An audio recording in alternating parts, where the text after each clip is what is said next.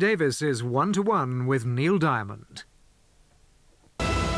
Now on LWT, 1-to-1 with singer-songwriter Neil Diamond.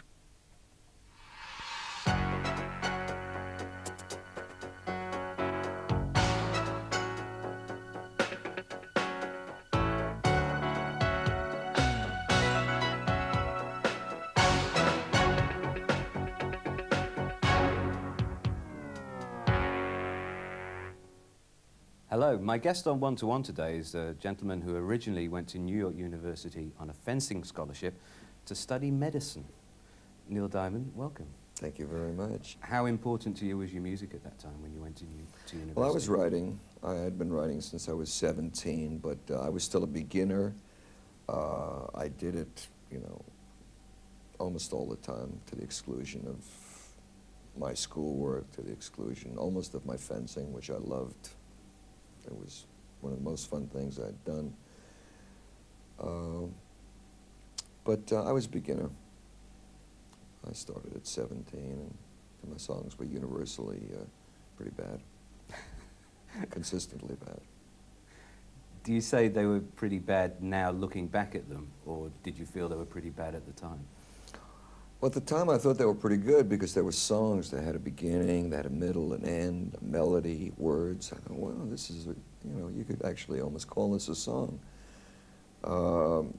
If I look back now at some of them, they seem very sophomoric and, you know, very basic. As a matter of fact, in my show, I do the first one I'd ever written, kind of tongue-in-cheek and for the fun of it. But it is one of the few that I remember from way back then, and but it was fun. What was it about? I was about nothing much that I could remember. It was called Hear Them Bells. I wrote it for my girlfriend, and it was my first song, and she was my first wife. It worked. So what were you striving for at that time? Was it fame and glory, or was it just letting... Striving to pull myself out of poverty, basically. Just any kind of work, basically. You know, if a publisher would buy one of the songs, great. I'd sell $100 for the song, and I'd go in and I have a budget of $100 to make a demonstration record. And I lived from week to week like that. Why didn't you start off writing songs for yourself? I don't know. I never thought of myself as a performer or a singer. I've always sung, but I just never thought of myself in that light. And when I started writing songs, it was such a new thing for me. I became captivated by it. And that's what I wanted to be. I wanted to be a songwriter. I wanted to try and write beautiful music. There was no thought of me becoming an artist, really. Just really accidental. Your big break obviously came when you signed to Bang Records. Yes. That came about through Ellie Greenwich, was it?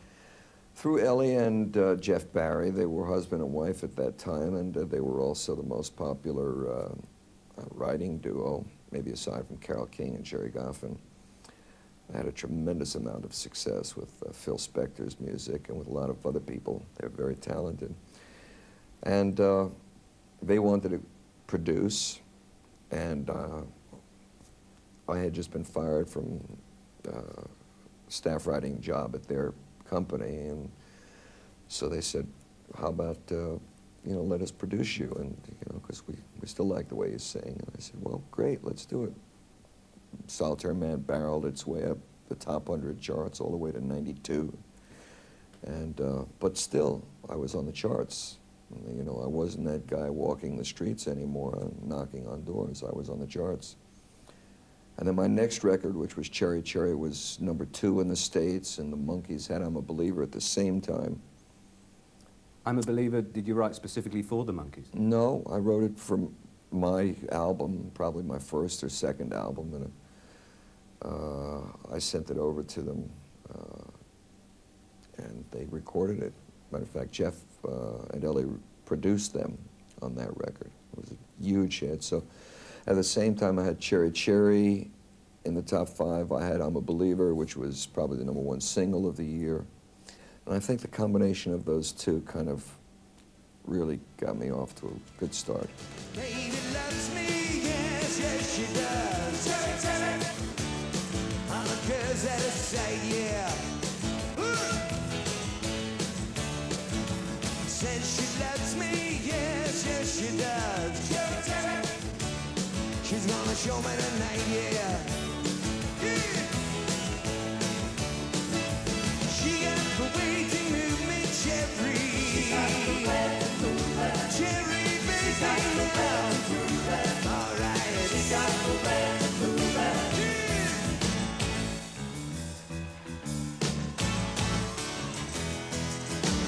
Till your mama, girl, I can't stay long.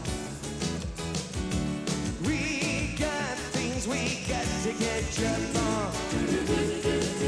Oh yeah, you know what I'm saying. Can't stand still while the music is playing. Your big international success started with Taproot Manuscript. That was when Crackling Rosie became a hit in the UK and around the world. Is that one of the albums that really stands out for you even now? It was an experimental album. It was unusual for me because I wrote my first extended piece, which covered one entire side of an album. And I'd never tried anything like that before. Up until then, it was just like little 2 or 3 minute songs that were not related to each other. But this was a bigger scale, a bigger scope project. I used big choral groups, and the thing was the African trilogy, so it was based on all African musical forms and African instruments and percussive instruments, and it was very much experimental. But it taught me many things, and you know, I was able to go on and take another little step, which was Jonathan Seagull, which was even more extended, covered both sides of the album, and then Beautiful Noise, which was the same thing, and the Jazz Singer. So the African trilogy was my first attempt at going beyond the 2 minute song and just opening up my mind and working with different types of groups and children's choirs and big orchestras, and it was wonderful. I Am, I Said. That was inspired because you failed an audition for a Lenny Bruce film?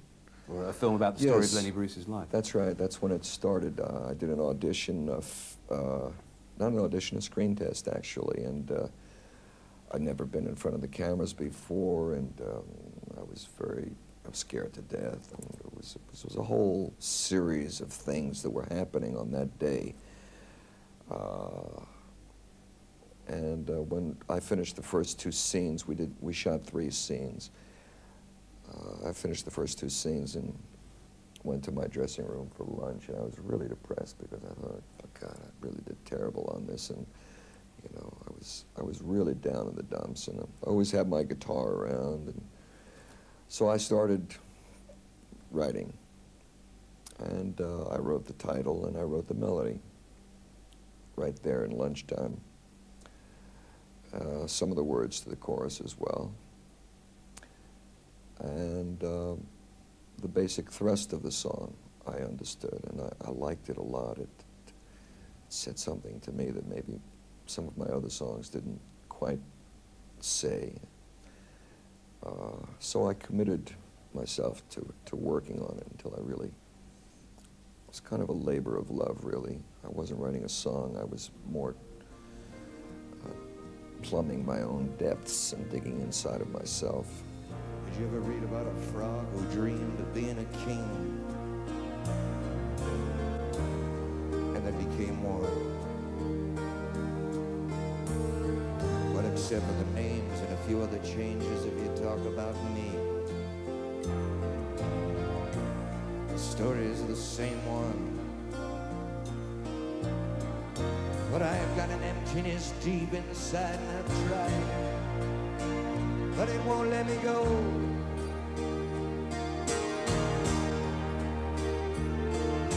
And I'm not a man who likes to sweat. I never can't for the sound of being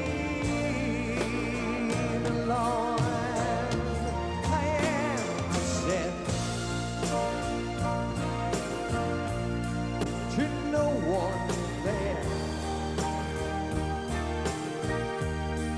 and no one heard him or not, even the chair. I am, I cried. I am, said I. And I am lost, and I can't even see why.